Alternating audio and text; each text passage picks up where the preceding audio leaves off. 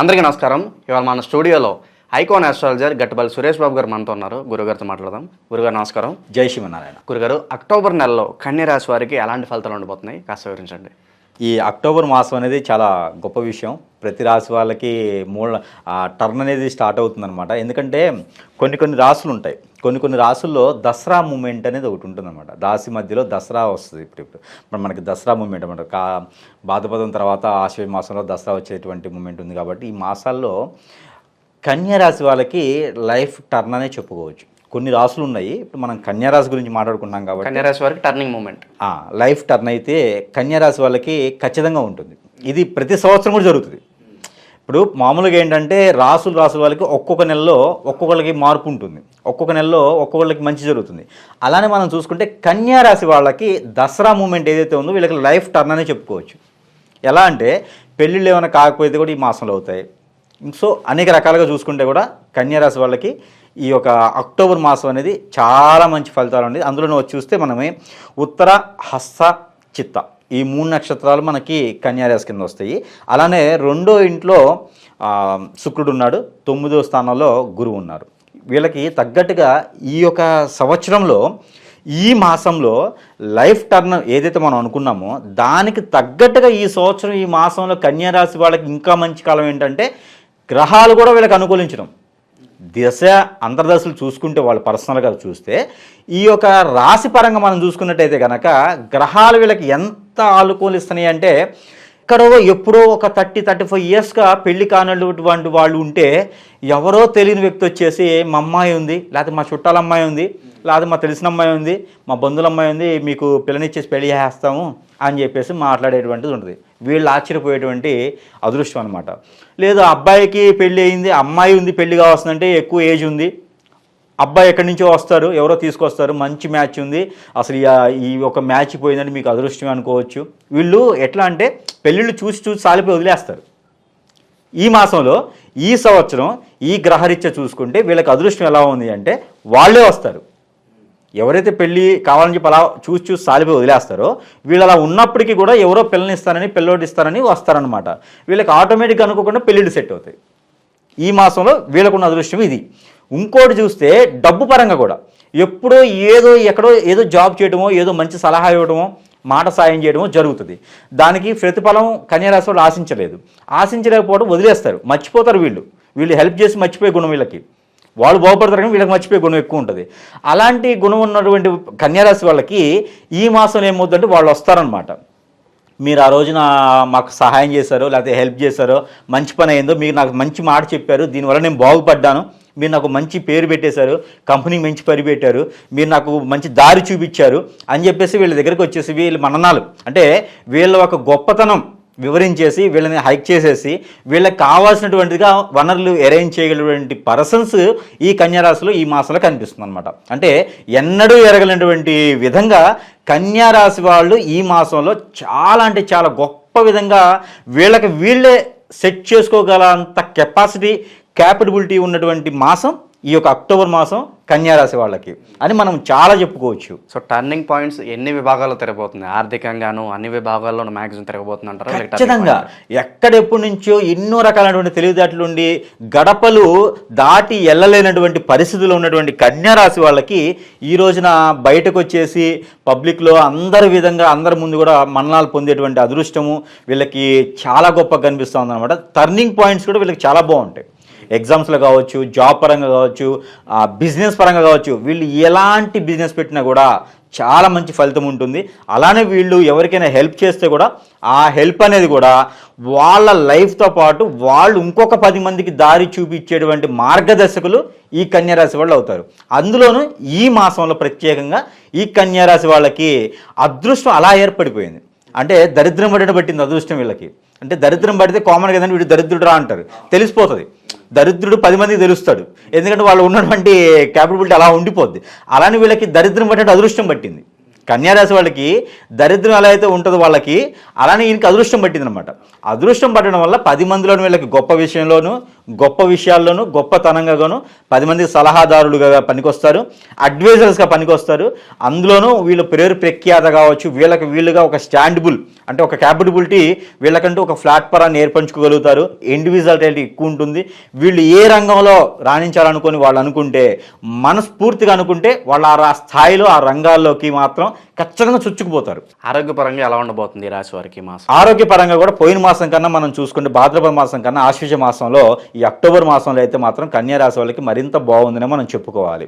ఆరోగ్యపరంగా అయితే వీళ్ళకి చాలా మెరుగ్గా ఉంటుంది. అలానే దీర్ఘకాలికంగా పెద్దవాళ్ళు కావచ్చు, ఎవరైనా దీర్ఘకాలికంగా కొన్ని జబ్బులు కొన్ని విషయాల్లో కొన్ని దీర్ఘకాలికంగా వచ్చేటువంటి ప్రాబ్లమ్స్ ఉండేటువంటి కూడా ఈ మాసంలో చూస్తే కొంతమేర వీళ్ళకి బాగుంటుందనే మనము కన్యారాశి గురించి చెప్పుకోవటం జరుగుతుంది. అలాగే రాశి వారికి వాహన యోగం కానీ గృహ యోగం కానీ కలిసి వచ్చే అవకాశం ఉందా? ఎవరన్నా వచ్చి ఇంటి ముందు పెట్టేయచ్చు వీళ్ళకి. అవునా?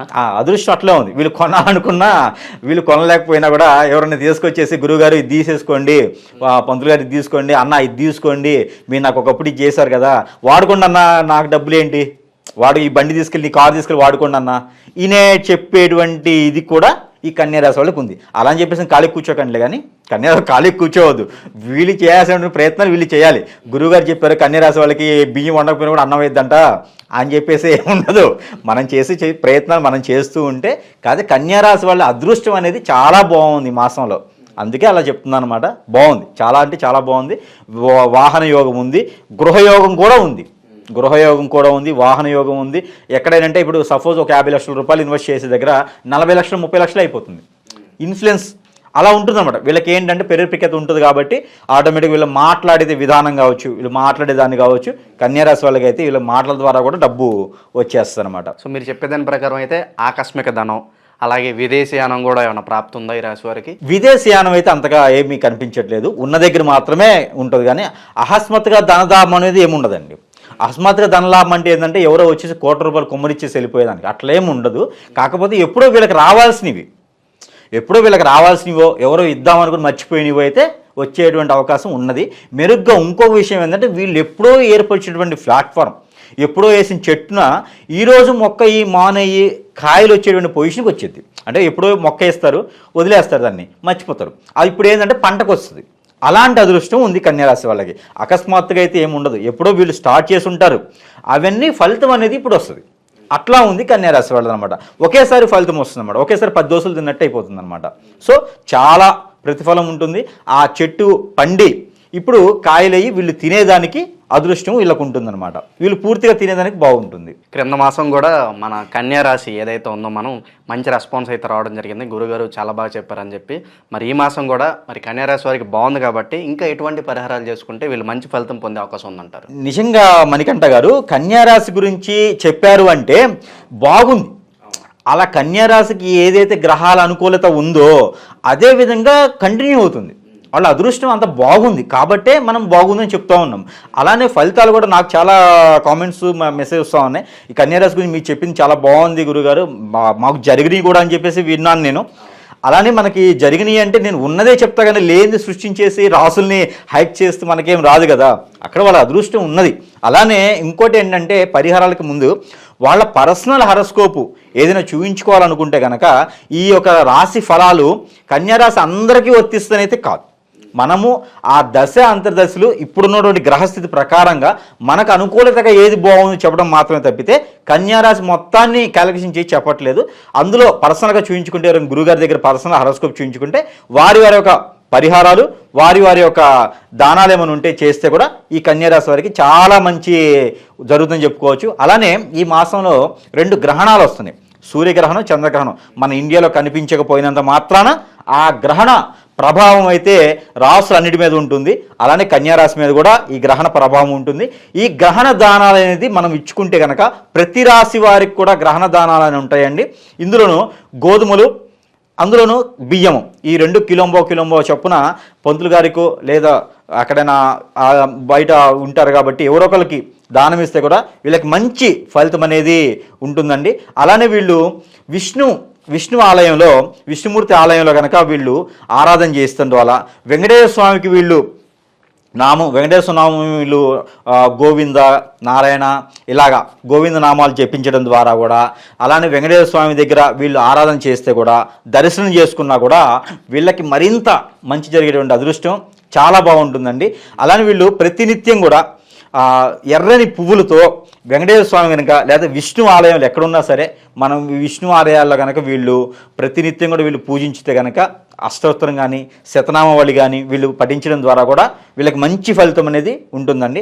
అదేవిధంగా చేయలేనటువంటి వాళ్ళు ఉంటారు, చేయలేనటువంటి వాళ్ళకి ఒక చిన్న నెంబర్ ఉంటుందన్నమాట. న్యూమరాలజీ ద్వారా ఒక నెంబర్ ఇస్తాను. ఆ నెంబర్ని వీళ్ళు కనుక ప్రతినిత్యము పఠించడం ద్వారా కూడా వీళ్ళకి అనుకున్న స్థాయిలో మరింత ఫలితాలు ఉండేటువంటి అదృష్టం అయితే వీళ్ళకు ఉంటుంది. ఆ నెంబర్ వచ్చేసి 887853 887853. ఈ నెంబర్ని కనుక వీళ్ళు ఈ మాసం మొత్తం కూడా ప్రతి రోజు కూడా 108 సార్లు కనుక వీళ్ళు జపం చేయగలిగితే, ఎలాంటి పరిస్థితుల్లో ఉన్నప్పటికీ కూడా ఎవరికైనా హెల్త్ బాగాలేదు, ఈ నెంబర్ని మనము పఠించేసి మన చేత్తో ఒక గ్లాస్ వాటర్ని పట్టుకొని ఈ నెంబర్ని మనం పఠించేసి 108 సార్లు ఈ నెంబర్ని చదువుకొని వాళ్ళకి వాటర్ ఇచ్చినా కూడా వాళ్ళకి హెల్త్ ఇష్యూ తగ్గిపోతుంది. ఇంట్లో ఏదన్నా నెగిటివ్ కానీ చెడు కానీ ఉంటే కూడా ఈ వాటర్ చల్లడం వల్ల తగ్గిపోతుంది. మనలో ఏమన్నా దిష్టి దోషాలు కానీ నరదిష్టి దోషాలు కానీ ఏదైనా హెల్త్ ఇష్యూస్ కానీ డైలీ వచ్చేటువంటి దిష్టి దోషం వల్ల హెడేక్ కానీ కాలు నొప్పులు కానీ అనేజీ కానీ ఉంటుంది. వీళ్ళకు కూడా ఈ యొక్క నీటిని ఇవ్వగలిగితే కనుక చల్లితే కూడా ఈ యొక్క ఎఫెక్ట్ అనేది మనకి తగ్గిపోయి దిష్టి దోషాలు కూడా తగ్గుతాయి. ఈ కన్యారాశి వాళ్ళు ఈ నెంబర్ని పట్టించుకొని లేదా ఈ శ్లోకాన్ని పట్టించుకొని గోవిందనామాలని చెప్పించుకుంటూ వెంకటేశ్వర స్వామిని ఈ నిత్యం కూడా పఠించడం జరిగితే, ఆరాధన చేస్తే కూడా వీళ్ళకి మరింత మంచి ఫలితాలు అనేది ఈ మాసంలో వీళ్ళు ఖచ్చితంగా చూడటం అనేది జరుగుతుందండి. ఇది కన్యారాశి వాళ్ళ యొక్క ఫలితాలు.